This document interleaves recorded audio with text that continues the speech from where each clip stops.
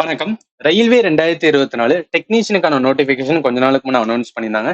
நம்ம இதுல நெறைய பேர் வந்து என்னன்னா, அந்த எக்ஸாமுக்கு அப்ளையும் பண்ணியிருக்கலாம். பட் என்ன அப்டின்னா, நான் இன்னும் பிரிப்பரேஷன் ஸ்டார்ட் பண்ணல. சில பேரு நான் வந்து எக்ஸாமுக்கு அப்ளை பண்ணிட்டேன். பிரிப்பரேஷனே ஸ்டார்ட் பண்ணிட்டேன். ஆனா ஒரு மோட்டிவேஷன் இல்ல, ஒரு கன்சிஸ்டன்சி இல்ல அப்டின்னு நெனச்சிட்டு இருக்கீங்கன்னா, இந்த வீடியோ பாருங்க. உங்களுக்கு கண்டிப்பா வந்து யூஸ்ஃபுல்லா இருக்கும். சோ இதுல என்னன்னா, நான் உங்களுக்கு அந்த புக்க படிங்க, இந்த புக் ரொம்ப இம்பார்ட்டன்ட். சோ இத படிச்சா மட்டும் தான் பாஸ் பண்ண முடியும் அப்டின்லாம் நான் சொல்ல மாட்டேன். நான் என்ன சொல்லுவேன் அப்டின்னா, ஸ்ட்ராட்டஜி வந்து குடுப்பேன் சரிங்களா? 3 தம்ப் ரூல்ஸ் வந்து குடுப்பேன். அது உங்களோட ஓன் ஸ்ட்ராட்டஜியா வந்து நீங்க எடுத்துக்கிட்டு யூஸ் பண்ணீங்கன்னா, டெஃபினட்டா அந்த எக்ஸாம் வந்து கிளியர் பண்ணலாம். ஸோ ஃபர்ஸ்ட் தம்ப் ரூல்ஸ் என்ன சொல்லுவேன் அப்படின்னா, ஸ்டிக் டு த சிலபஸ்ன்னு சொல்லுவேன். ஸோ என்ன சிலபஸ் குடுத்துருக்காங்களோ, இப்ப டெக்னீஷியன் அப்படின்னு பார்த்தீங்கன்னா, அந்த சிலபஸ வந்து என்ன பண்ணணும்னா, நீங்க பிரிண்ட் அவுட் எடுத்துட்டு எங்க உட்காந்து பிரிப்பேர் பண்ணீங்களோ, அதுல வந்து சார்ட் பண்ணிருங்க சரிங்களா? ஏன் சார்ட் பண்ண சொல்றேன் அப்படின்னு பார்த்தீங்கன்னா, அப்பதான் ஒவ்வொரு டே நீங்க எந்திரிச்சு பார்க்கும்போது, ஓகே இதுதான் சிலபஸ், இதுதான் பிரிப்பேர் பண்ணணும்னு மைண்ட்ல நல்லாவே வந்து சேவ் ஆகும் சரிங்களா? இப்ப சில பேர் பிரிண்ட் அவுட் முடிக்க முடியல அப்படின்னா, உங்களோட ஓன் ஹேண்ட் ரைட்டிங்லயே வந்துன்னா ஒரு A4 ஷீட்ல எழுதி வந்துன்னா ஒட்டிருங்க. கண்டிப்பா வந்துன்னா இது யூஸ்ஃபுல்லா இருக்கும் ஃபார் த சிலபஸ். சரி நான் சிலபஸை வந்து என்னன்னா பார்த்துட்டேன். இதுதான் இருக்கு அப்படின்னு தெரிஞ்சிருச்சு அப்படின்னா, செகண்ட் வந்து previous year question.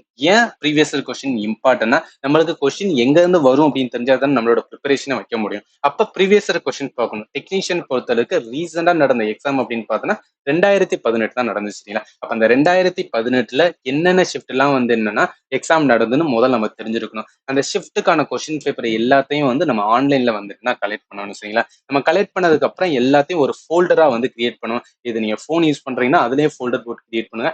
Laptop use பண்றீங்க அதுலயே ஒரு ஃபோல்டர் போட்டு வந்து கிரியேட் பண்ணி வச்சுக்கோங்க.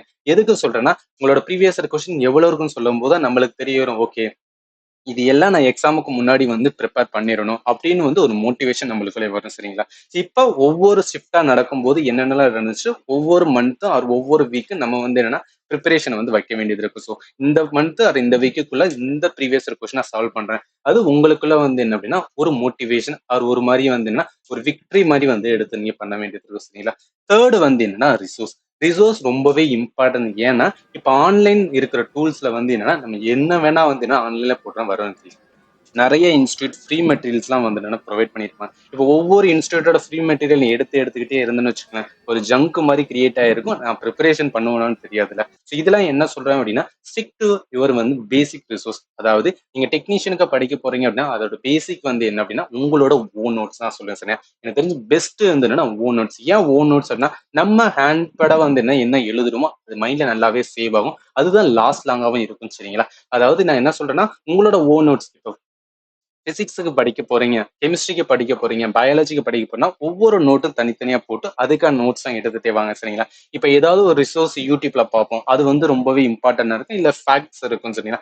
அத நீங்க என்ன பண்ணணும், அத பார்த்துட்டு உங்களோட ஓன் நோட்ஸ் இருக்குல்ல, அதுல வந்து நோட் பண்ணுங்க. ஸோ இப்படிதான் வந்துனா ஒரு எக்ஸ்டர்னல் நோட்ஸ் வருது அப்படின்னா, உங்களோட இன்டர்னல் நோட்ஸ்குள்ள ஆட் பண்ணும்போது வந்து, நம்ம வந்து அது அடிஷனலா வந்து என்னன்னா மெட்டீரியல் அதிகரிச்சுட்டே போவதை விட, இந்த மாதிரி பண்ணும்போது வந்து நம்ம சிலபஸ் ஸ்டிக் பண்ணலாம், ரிசோர்ஸ் வந்து ஸ்டிக் பண்ணலாம். இதை வச்சு நம்ம என்ன பண்ண முடியும்னா ஈஸியா வந்து ரிவிஷன் பண்ண முடியும் சரிங்களா? ஸோ அதுதான் ரிசோர்ஸ் வந்து ஸ்டிக் டு வந்து என்னன்னா ஒரு பேசிக் நோட்ஸ்.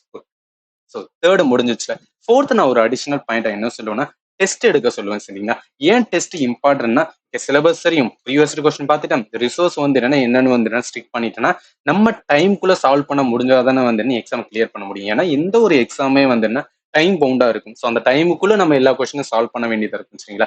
அதனால என்னன்னா உங்க டைம், ஸோ அந்த டைமை எப்படி மேனேஜ் பண்றது வந்துன்னா, அந்த இதுல நம்ம உட்காந்து எழுதினாதான் வந்துன்னா தெரியும் சரியா? அப்ப என்ன பண்ணுங்க, ஏதாவது ஒரு 2, 3 டெஸ்ட் நீங்க எடுத்தே ஆகணும். எடுத்தாதான் வந்துன்னா, ஓகே இந்த டைமுக்குள்ள இவ்வளவு கொஸ்டின் தான் சால்வ் பண்ண முடியுது அப்படின்னு தெரிஞ்சு உங்களோட வந்து என்னன்னா எக்ஸாம் டைம்ல எத்தனை கொஸ்டின் அட்டன் பண்ணா நான் பாஸ் ஆக முடியும் அப்படின்னு வந்து எனக்கு புரிய வரும் சரிங்களா? ஸோ ஒவ்வொரு டெஸ்ட்டும் ஒவ்வொரு ப்ரீவியஸ் கொஸ்டின் நீங்க அட்டன் பண்ணும்போது வந்து ஒவ்வொன்றையும் நோட் பண்ணிட்டு இருக்கணும். ஓகே இப்போ நீங்க ஜென்ரல் அவேர்னஸ் ரிலேட்டடா கொஸ்டின் பாக்குறீங்களா? ஓகே இதுல இருந்து தான் கேட்கறாங்க அப்படின்னா, இப்போ பாலிட்டியில ஃபண்டமெண்டல் ரைட்ஸ் கேட்டாங்க அப்படின்னா அது ரிலேட்டடா நீங்க வந்து என்னன்னா நோட்ஸ் வந்து மார்க் பண்ணி அதுல நீங்க ப்ரிப்பேர் பண்ண வேண்டியது இருக்கு.